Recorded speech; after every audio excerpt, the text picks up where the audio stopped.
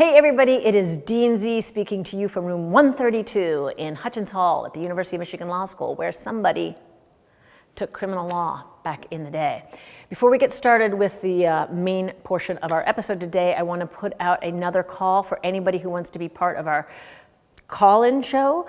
Please send a voice memo to us at law.jd.admissions@umich.edu. We've already had a number of people send things in, so thank you to you who have done that. But, you know, it is the more the merrier, right? So if you want to get in on that, please send us something as soon as possible. Thanks. Okay. I'm excited about today's episode because I think it's a very important topic. In fact, I'm a little nervous because I feel like it's so important. It's about how to make a decision. At this point of the year in the process, many of you have heard from a couple of law schools and are starting to grapple with how are you going to make this choice. And there's a number of factors. Some of them are long-term, some of them are short-term, some of them are both, some of them are data-driven, some of them are purely subjective. And I'd like to run through my general advice that I would give to anybody, including loved ones who are choosing law schools, about how to make this decision. I should say at the outset that for some people, this is going to be a simple decision because maybe you have geographic imperatives, or maybe you are not making this decision for yourself alone, but with a partner or family, and that really will dictate your decision. Or maybe you just have, two law schools that you're choosing between and they are starkly different, so it's sort of obvious. But for most people, there is a lot that you should be thinking about. And frankly, in my 833,000 years of experiences, I do tend to think people make it more simple than it should be. This is a big decision. It will literally affect the rest of your life, and you should be taking it seriously and thinking about a number of different factors. So let's dive in and think about what those factors should be. First thing to think about, I think at the outset, I'm going to talk about this very briefly, is are you sure you want to go? I think there are lots of people who, apply to law school sort of with vague intentions, and they get to this point of the year and they've gotten into some law schools that are really appealing, and they think, I guess I have to do this, but inside they have some pretty serious doubts. If you're feeling serious doubts, law schools aren't going anywhere. Just take your time.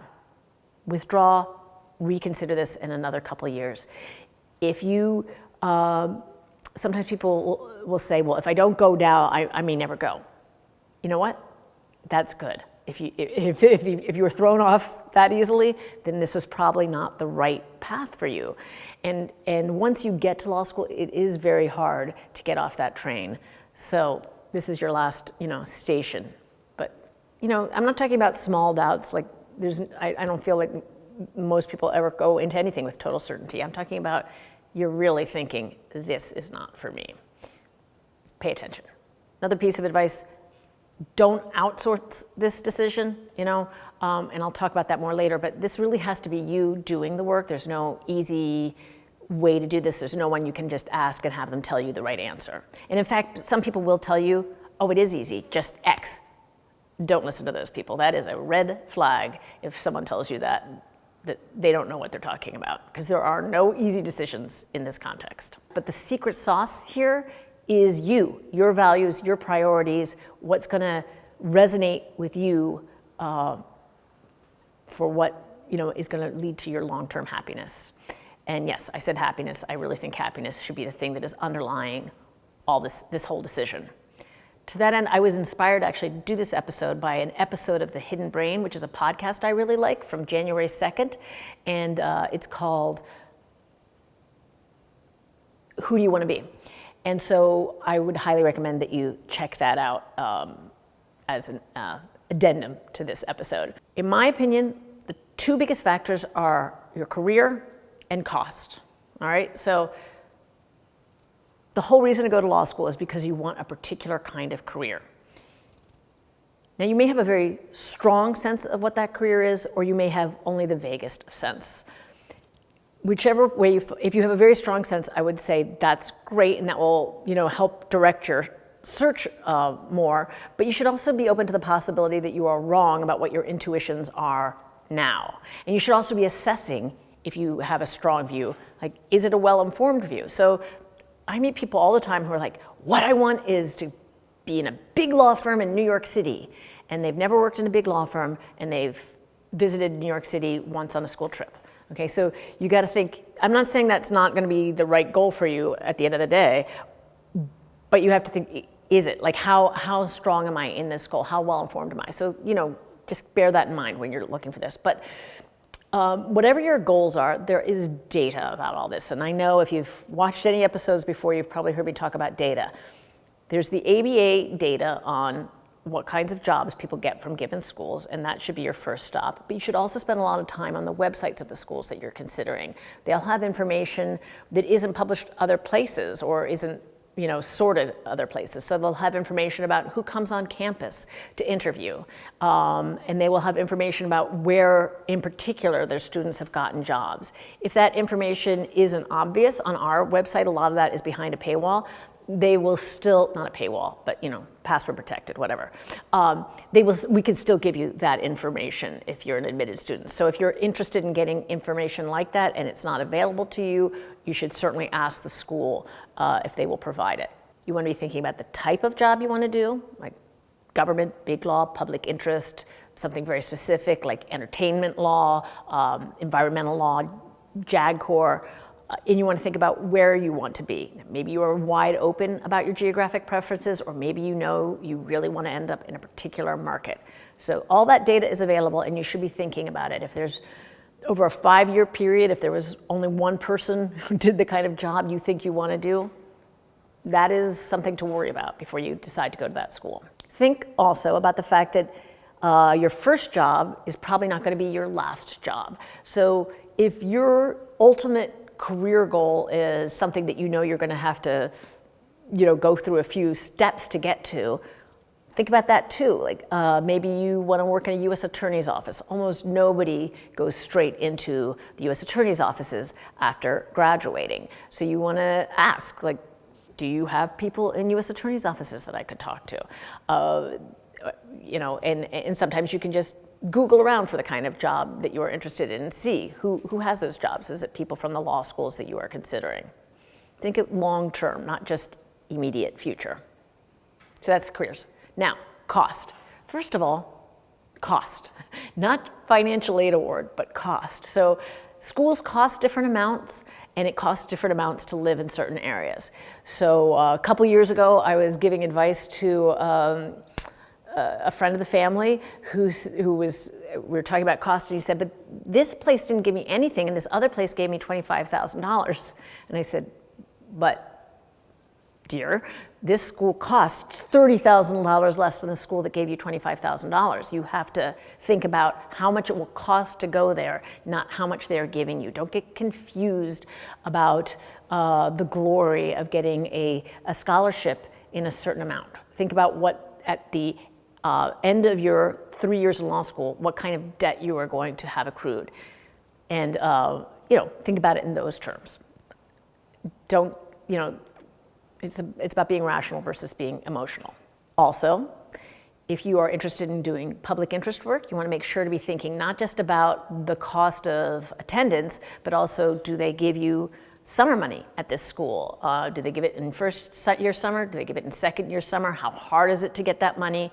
Do they have postgraduate fellowships for people who are wanting to do public interest work? Do they have a debt management or LRAP program where they will help you pay back your debt? You need to think about it from a much broader perspective than if you're sure that you want to do private sector work, because there's money available to people who are going into the lower paying public interest field that isn't available to other people. So think about it as in the broadest possible way.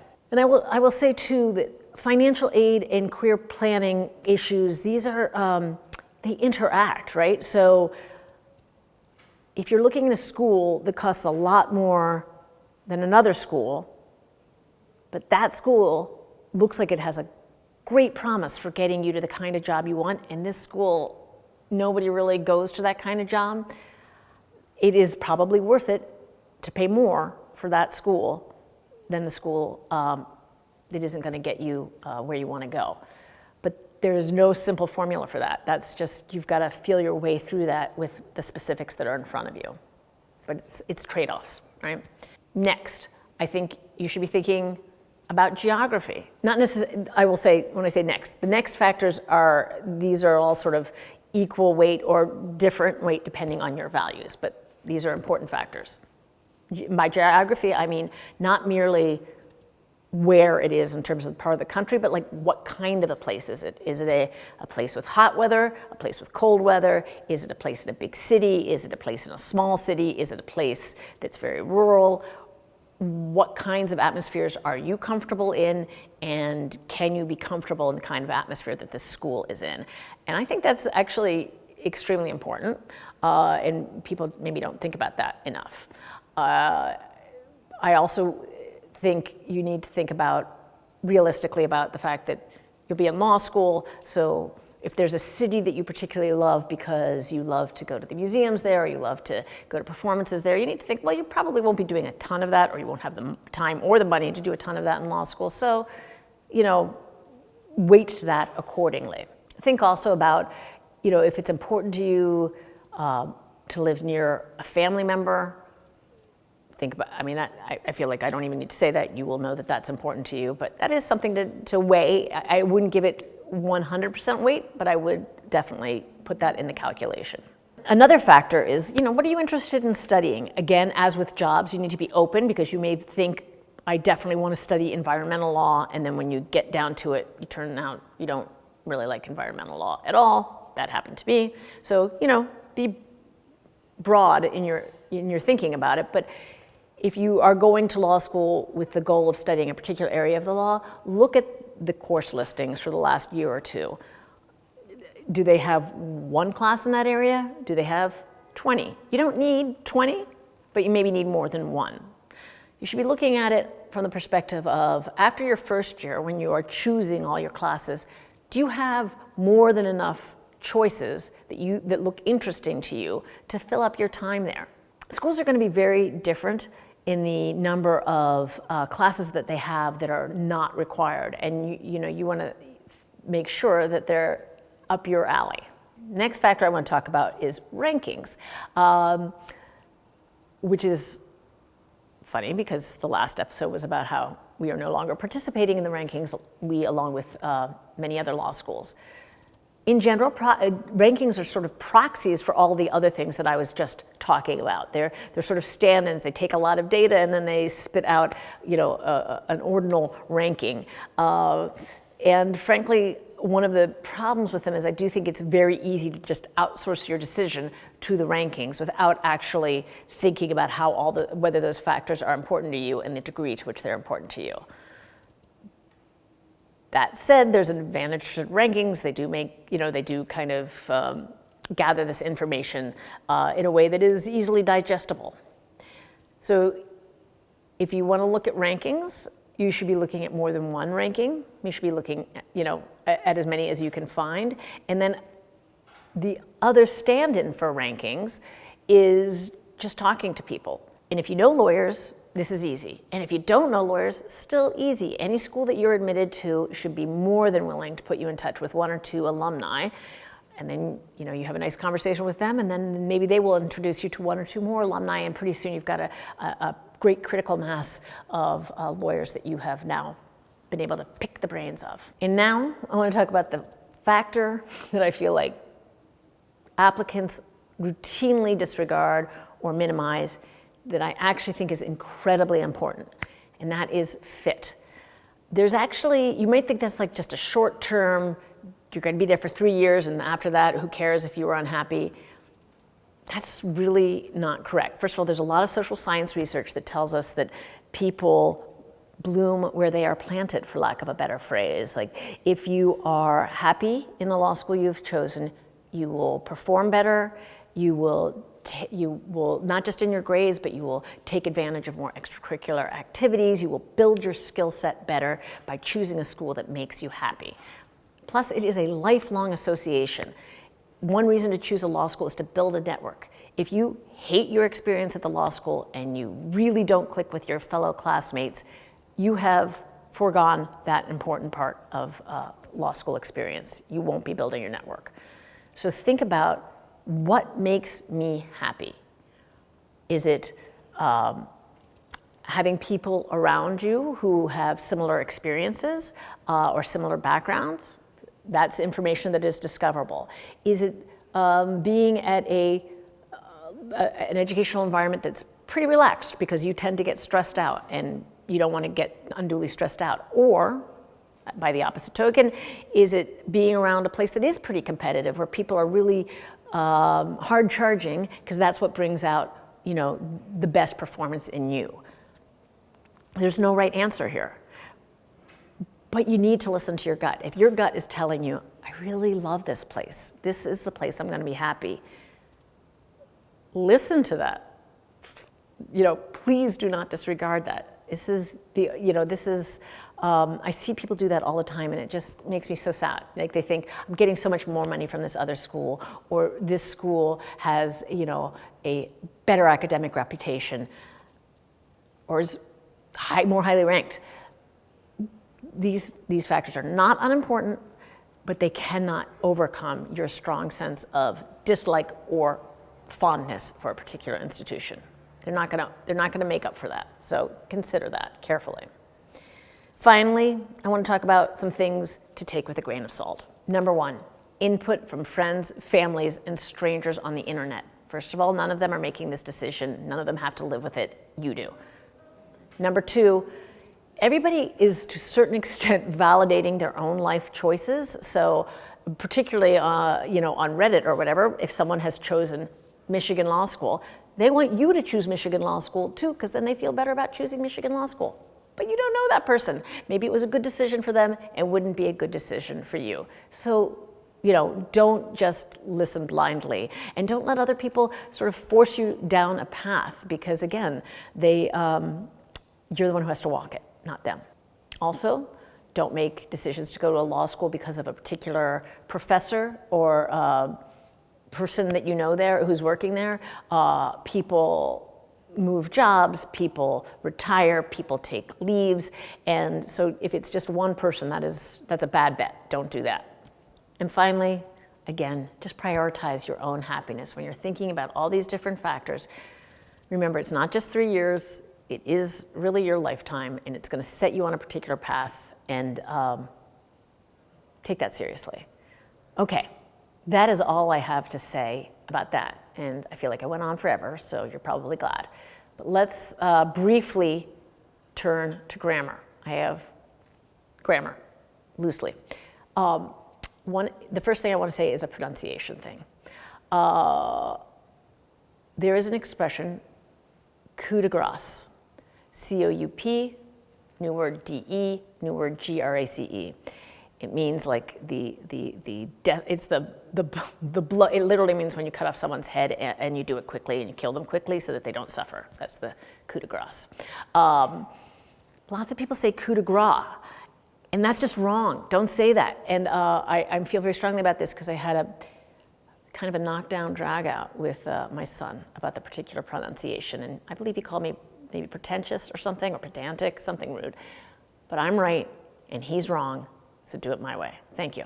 Okay, and then the other thing is I just wanted to read as a follow-on to last week's discussion of how to close emails. I want to read a little back and forth that I had with Professor John Potto of the University of Michigan Law School. He wrote to me to say, I had mentioned lukewarm regards as a sign-off that you shouldn't use. And he said, Luke, comma, warm regards works if emailing a dude named Luke, but you've got to put the comma in. So I told him I would apologize. He's making an excellent point, and I would apologize in the next episode. And so I'm really sorry, Potto. You are right. I was sloppy in not thinking of that. And then he goes on to say, and I just want to share this too, my peeve is best. Best what? Best wishes or even best regards? Fine. But naked? Is it self-aggrandizement that signatory flatters himself the best? And then he signed it, Best John. So Anyway, okay, I think that's all.